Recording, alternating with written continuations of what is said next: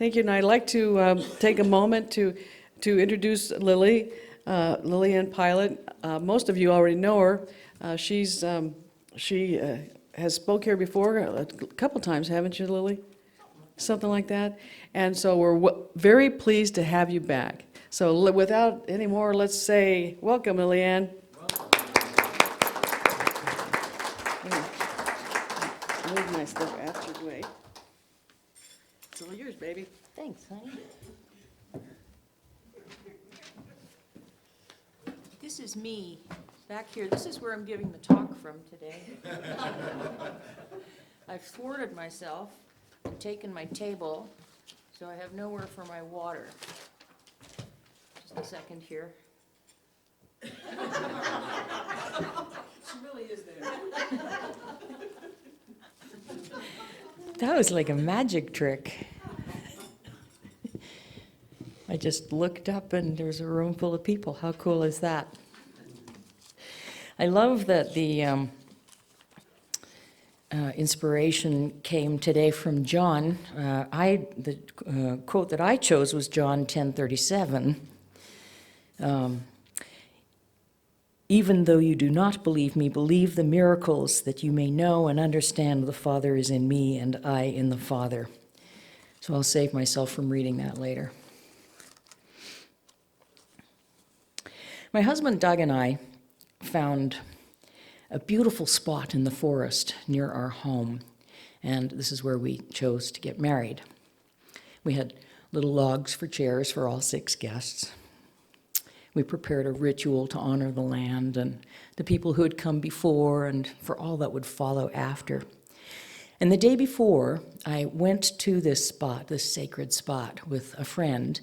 I just wanted to feel into it and kind of get settled and make sure I'd be really present the next day.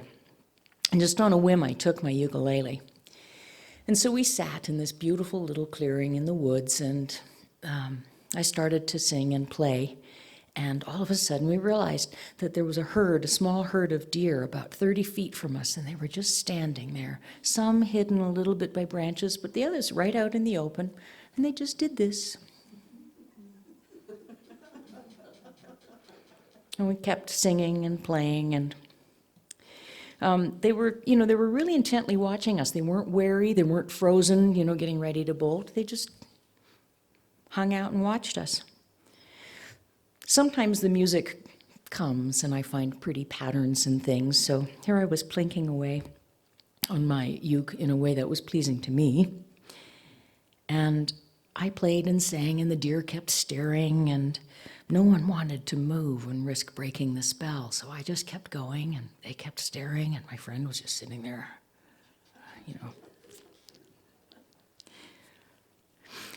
In a short while, it was just done. It was about half an hour or so. The music just stopped, and I stopped, and the deer just wandered off. It was really amazing. It was a mystical experience.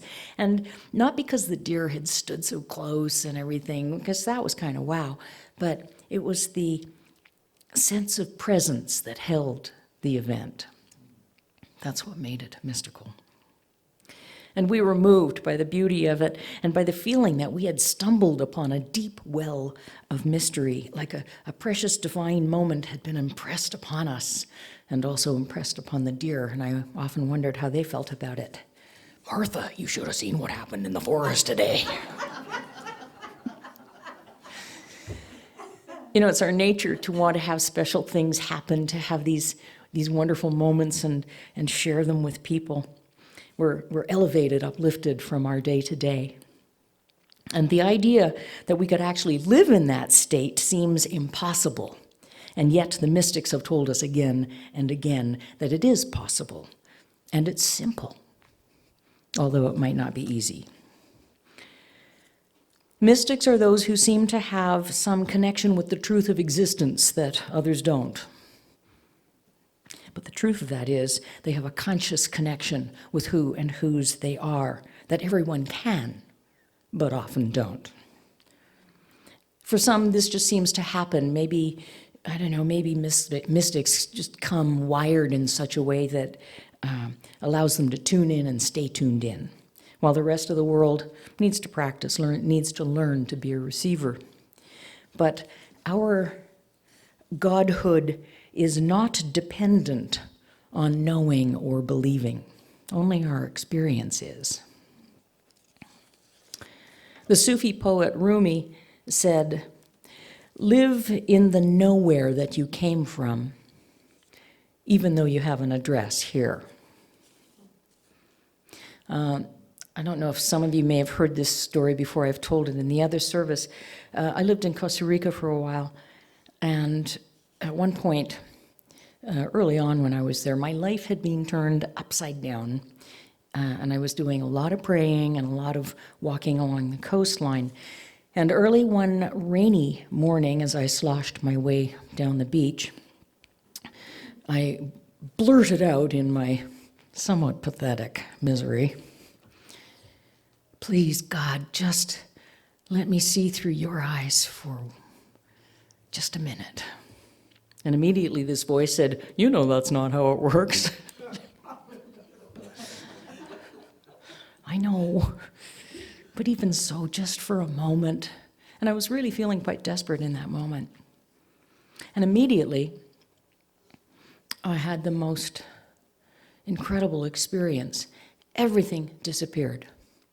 It was like being in this gray mist, but it wasn't gray, and it wasn't light, it wasn't dark, it wasn't hot, it wasn't cold, it wasn't here, it wasn't there. It was just this vast nothingness, except the word nothing kind of means something to us, and it didn't even have a something, it was a nothing. I was the air, and the air was me. I felt completely expanded, like there were no boundaries, because there wasn't a me anymore, but there was no emotion either. There was just nothing. It was a complete step out of time, and I can't really word it. And then the world as I knew it kind of came back into view, and it was still misty and gray. You couldn't even see the horizon line. It was just one of those days. But the voice said, "I need your eyes to see." Oh yeah, that. At first I was a little bit freaked out. I mean, obviously this was like a wow moment, but I thought, if that's what it's like to be formless, being alive on Earth is a pretty good deal. And maybe that was actually the point of the whole exercise. I later realized that it was an allegory, and it brought me a direct experience of the abyss. And sometimes I even try to recreate it in my memory, but if I do that, I'm not really expanding into the present, am I? In The Naked Now, it's a wonderful book by Richard Rohr, he speaks of presence, when we put down judgment and past and future and open our hearts and minds to the full potential of this moment, and then we may begin to experience something beyond the limits that we have created for ourselves. These moments of contemplation and prayer, these are the moments that nurture our conscious contact with the divine essence within. And as we learn to carry this prayerful state into our daily lives, we will have these transcendental moments, these illuminations, where we feel we are one with every atom. We have an enlivened sense of being. We are feeling, I am. And in this state, as you gaze around the world, it appears almost surreal, like you're watching a movie, except you're in the movie, but you're still aware that it is a movie. I am real. I am present. I am God playing the role of godling. And this is a movie. And in this place, there's no judgment about the movie. Oh, this movie really sucks. Or, wow, such a good movie. There's no concern with what's going to happen in the movie. The content is unimportant because you are bathed in the beatific nature of the feeling of being I am. The mystics have told us over and over, whether in spiritual discourse or poetry, enlightened lecture, that we are divine beings. Holmes, Mills, Emerson, Whitman, Hafiz, Rumi, Jesus, Buddha, I mean, the list is pretty long. They've all spoken of the dance of ecstasy with the divine. The dance of ecstasy with the divine. Who's dancing? The paradox is that we appear to be saltwater protoplasm and slime in a fragile mortal body. And yet knowing that we are eternal beings having full expression on the manifest plane. And so this appearance of duality is really difficult for the mind to grasp. And yet for each of us, I think there's a something. There's a statement, a thought, an image, a place in the world, a sound, a book, a certain person. There's a something that somehow opens the lock, opens the door to this magical and mystical adventure where we feel enlivened and enlightened, and we know who and whose we are, and all the veils of pretense are dropped, and we don fully the garment of knowing, and we wear it well. For each of us, there is a magic key that unlocks the mystery, even if it's just for a moment. But once you've had the moment, you can't unknow it. That's the key. The sense of our own Christed nature is the feeling of being I am. And trying to understand God through the mind is a vain and futile act. I teach art to some elementary school children in a Catholic school in Alamogordo.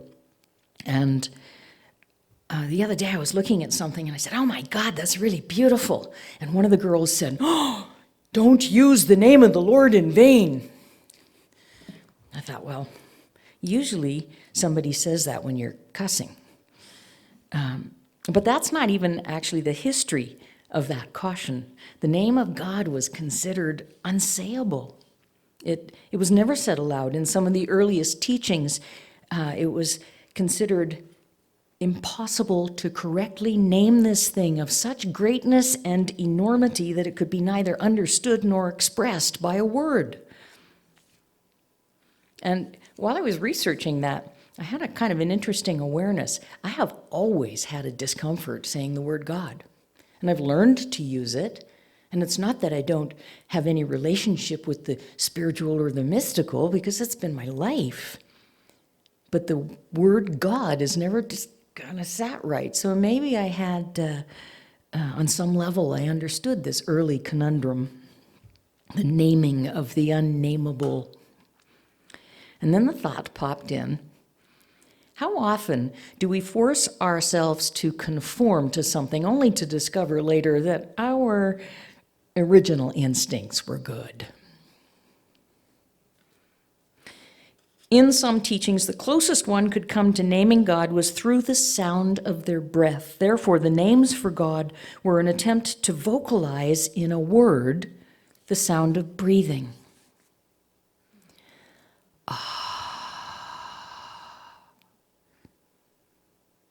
Try that.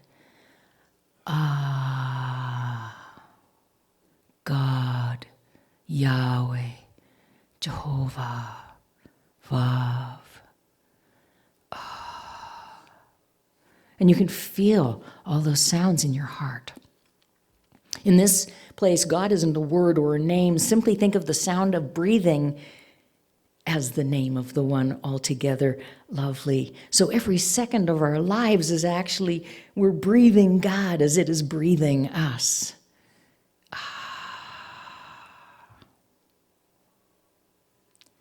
8 centuries ago, Hildegard of Bingen defined prayer as breathing in and breathing out the one breath of the universe. The sound shows up as one of the seed syllables in Sanskrit in mantras, and it represents infinite consciousness.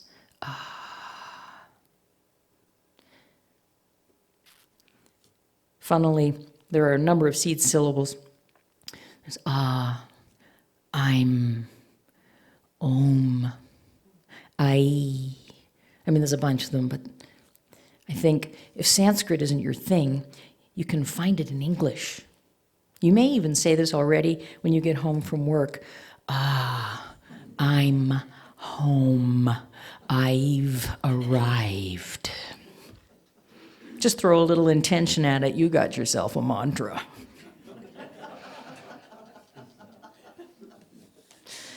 It's helpful to have in our spiritual toolkit mantras and ideas that realign us, that remind us.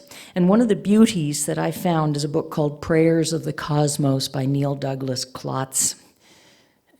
Difficult name to say quickly. Try that 3 times in a row really fast. Neil Douglas-Klotz. Anyway, he's a scholar of the Aramaic language, and he translates the Lord's Prayer directly from the writings of Jesus, so circumventing all of the Greek and Latin translations. Aramaic was a multidimensional language, and each word had a literal, a metaphysical, and a metaphorical meaning, and they were intertwined to give depth to the language of the heart, which, of course, was the first language. And so, Our Father, which art in heaven, hallowed be thy name, ceases to be quite so patriarchal and actually translates as, O birther, father, mother of the cosmos, the breathing life of all, creator of the shimmering sound that touches us. We hear you breathing in and out, in silence, in the roar and the whisper. We hear your name. Help us breathe one holy breath, feeling only you. This creates a shrine inside. Your name, your sound can move us if we tune our hearts as instruments for its tone. So how does that language make you feel? It's a human habit to regurgitate stories of our earthly lives, isn't it? And whether they're stories of happiness or tragedy or wowie moments on the beach, we have to understand that those stories bring up a vast well of feelings, and those feelings have another vast well of feelings out in the world to attach to. And so they're magnified, and consequently, we feel this huge sensorial thing when we tell our stories. We feel it in our bodies. We feel huge when we tell these tales. But when we have mystical experiences, like hearing the voice of God, or a conversation with someone dearly departed, we are filled with this extraordinary love and this expansive feeling, but we tend to be embarrassed about it.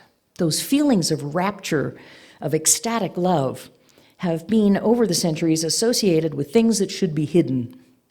Private passion or too much exuberance. Simmer down. That was something I heard a lot when I was growing up. Simmer down. And funnily, when what I was feeling was joy over some pretty insect or a butterfly or feeling magic in the air or something, simmer down. And it's not like my family was puritanical or particularly conservative. They weren't. They were just suffering from generational beliefs about keeping a lid on things. It wasn't considered appropriate to shout untethered joy from the rooftops. Although God knows I did climb on the roof and I did shout a lot. I've spoken about retraining the mind many times, spiritual practices to clear away the clutter and make room for authentic being. And I think we experience God as a feeling. What we're really doing is learning to get the mind out of the way so we can experience the feeling of being, I am, and experience it often enough that we begin to embody it at a cellular level. And then that sense of the skin turning into air and becoming one with everything, it's a little easier to access. Ernest Holmes talks about the love and the law, and we spend a lot of time learning about the law, but mysticism is about the love, the wild, ecstatic love affair that we have with God, the one that we hide in our day-to-day lives, but which mystics have shouted from the rooftops, and we should too. How do we stand in pious proclamation of our faith in God and yet allow none of our passion to leak out? Shh, someone might see you. Another Sufi poet, Hafiz, he's one of my favorites. He said, "Write 1,000 luminous secrets upon the wall of existence so that even a blind man will know where we are and join us in this love." Can we do that? Let's just run around Las Cruces with like luminous pens. I remember as a little girl, I used to walk around our land and I'd wade through the tall grasses all the way down to the forest, and I was a little bit nervous because I was like really young, but I also felt this excitement. There was a sense of mystery there for me. And I remember just inside the woods, and this is in southern Ontario where it's quite humid in the summertime and whatnot, there was this place where, I don't know, probably 100 years before, trees, old cedar trees, had fallen over and created this almost a square shape, and then the whole thing was covered in moss, and it was like this green nest. And I was convinced that that's where fairies danced or some kind of mystical thing, and I kept going there, and I'd sit in this little green nest hoping I'd see something. And maybe what I was experiencing were the energy trails left by things that had happened that no one had seen, or maybe I was communing with God. But either way, no one believed me. And I have to ask, why is it we are trained out of awe? Why are we taught not to see the mystery and the mastery in the world around us?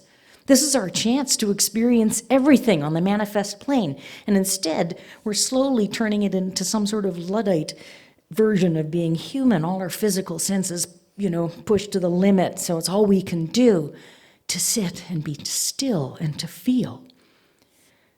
And there's all these things that we've done to try and make the world feel like more. But we've already got it. It's here, it's already inside us. All we have to do is open our hearts and our minds to the idea that we are mystical beings and we live in a mystical universe, and in that place, anything can happen. And then maybe with childlike wonder, step into the day and say, what will today be about? And what can I expand into the universe as a blessing? We live in the experiential plane, and we have become so bonded with the material world, we want to see proof. Isn't that it? I know it's a mystical world, but show me something cool. The other day I'm driving home on the highway, and I'm thinking, yeah, I'm feeling all steeped in the mystery, so why can't I see a spaceship hiding behind that bush? Or why don't I just blink myself home? It's an hour-and-a-half drive. A mentality stuck somewhere between Jesus and Kresgen. In that book, The Naked Now, Richard Rohr talks about third eye seeing. First eye accounts for, he says, about 80% of the population. Simply looking at one can see, feel, touch, and enjoying it well enough, but with little interest in larger ideas. Second eye seeing utilizes first eye, but it begins to incorporate imagination and reason and intuition and knowledge. Third eye seeing enjoys all of that, but then moves into a deeper experience, seeing with awe and with wonder the underlying mystery, with a sense of coherence, a sense of connection with all. The mystical gaze builds upon the first two eyes and then goes further. This is how the mystics see. They've moved from belief systems to actual inner experience. And all spiritual traditions agree this is possible, desirable, and available to everyone. And this is where my John 10:37 quote comes in. Even though you do not believe me, believe the miracles, that you may know and understand the Father is in me and I in the Father. Richard Rohr goes on to say that, that's a fun game. Richard Rohr goes on to say that a big challenge in the world today is that many leaders have not had the three eyes experience. And so they cannot lead where they themselves have not gone. It's an interesting point to contemplate later, maybe. Mystics invite us to contemplate, to remain open, to practice presence, to see with the three-eye sight. And without this skill, we're trying to love God with a very small vision and a divided heart. And as Rohr says, it's like trying to view the entire universe with a $5 pair of binoculars. The mystical is a feeling experience when you feel that lightness of being.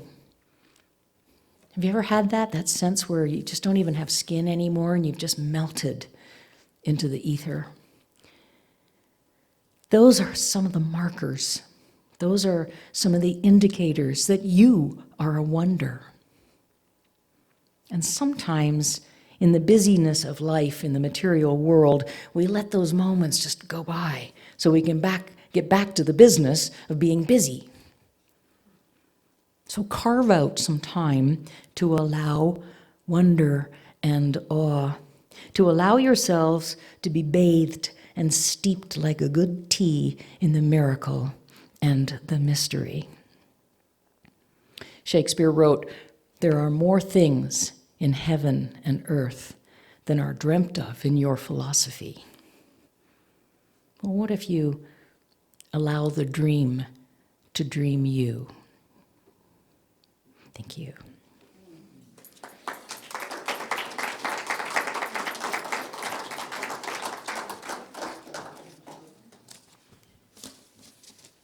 When do we do the meditation thing? That's right. Thank you. Okay. Back to that